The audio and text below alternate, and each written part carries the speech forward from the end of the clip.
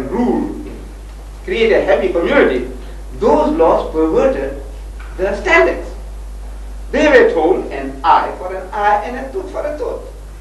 So, if I was chasing the birds with that old-fashioned sling, you know, the one that David used to kill Goliath, I was only trying to chase the bird, and by accident injured a Jewish eye, another Jew injured his eye.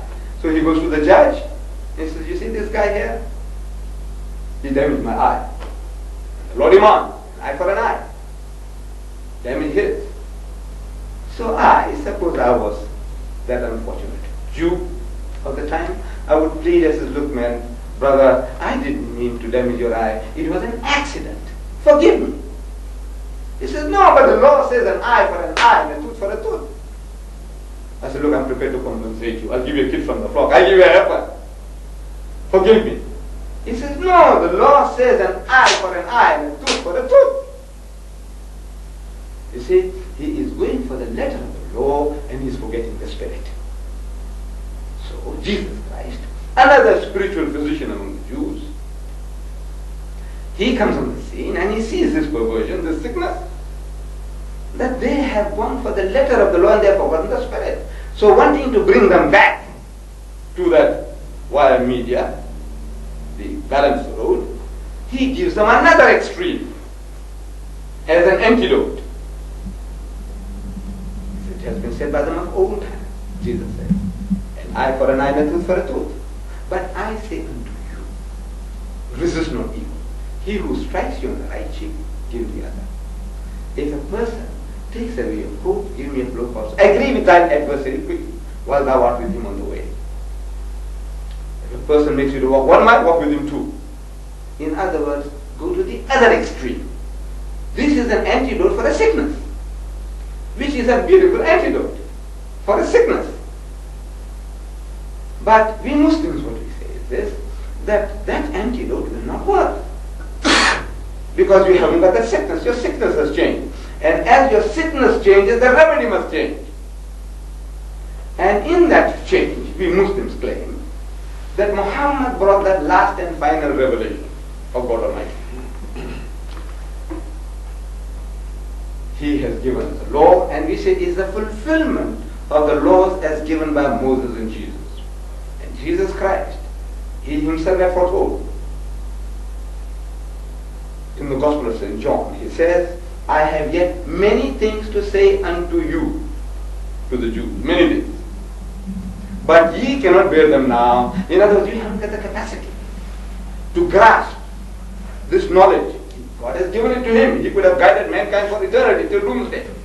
But the people who were the recipients of that message were not fit to receive it, as he says. But ye, you, cannot bear them now.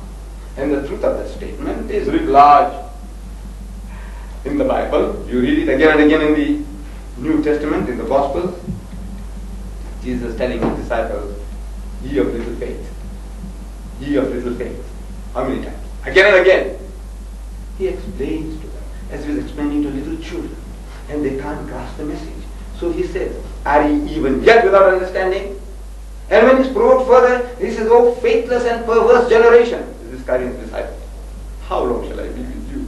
How long shall I be with you?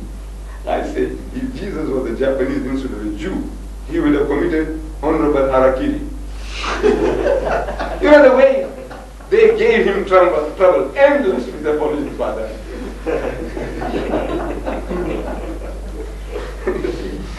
They gave him endless trouble. Everything he's telling them, they misunderstand. They misconstrue. Everything. So he says, I have yet many things to say unto you, but ye cannot bear them now. Howbeit, when he, the Spirit of truth, is come, he will guide you into all truth. For he shall not speak from himself, but what things shall he hear, that shall he speak. And he shall declare unto you the things that are to come. He shall glorify me. Now we Muslims, we say that that Spirit of truth is Muhammad.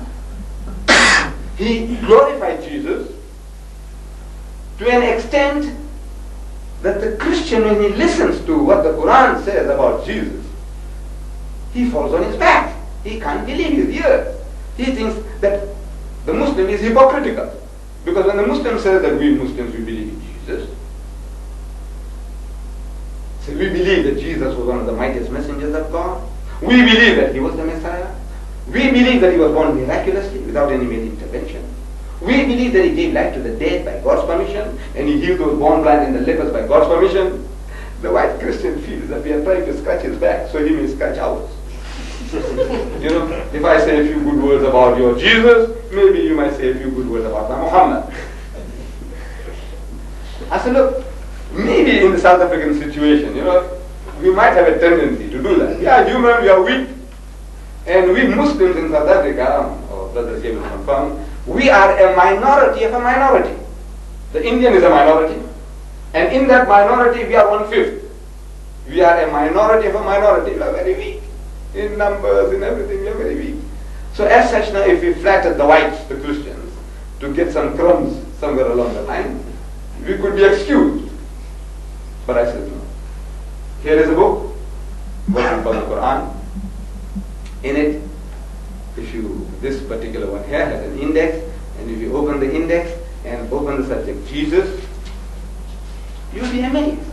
The word name Jesus occurs in this holy book of ours, in the text, no less than 25 times.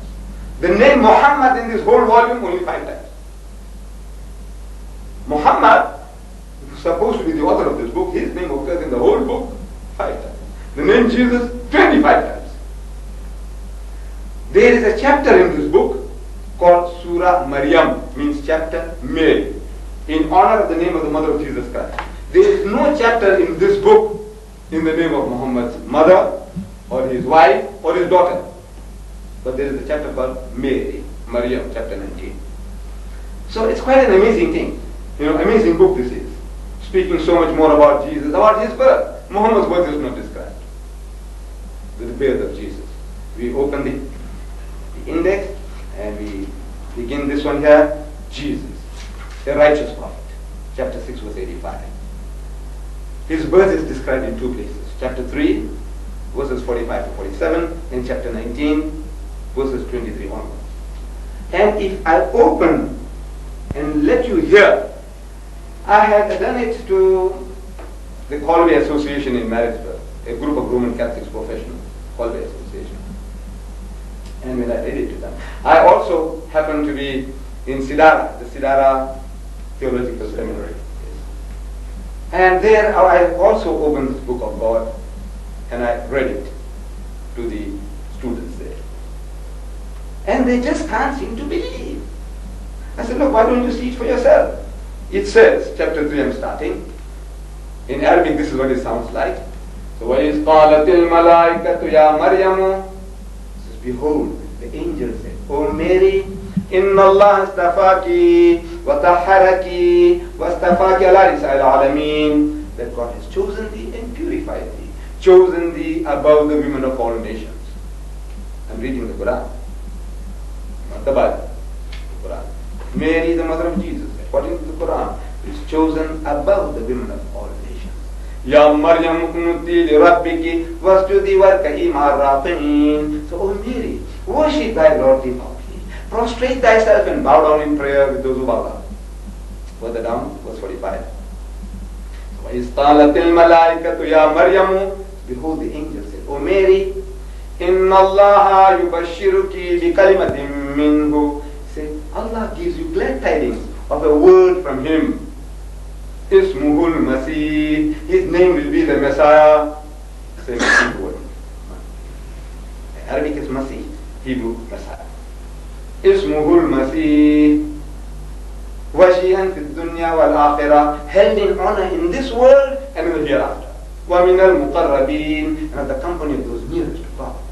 وَيُكَلِّمُ النَّاسَ, and He will speak to the people, fil mahdi wa kahlan, in childhood and in maturity. وَمِنَ الصَّالِحِينَ, and He shall be of the company of the righteous.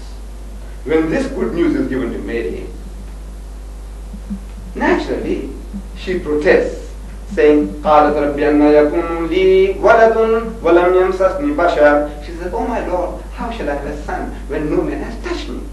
The angel says in reply, قَالَ فَذَلِكِ اللَّهُ يَخْلُقُ مَا يَشَاءُ. See, even so, Allah creates what He wills. وَإِذَا قَضَى أَمْرًا whenever he decrees a matter, فَإِنَّمَا يَقُولُ لَهُ كُن فَيَكُونُ. He merely says to it, be, and it is.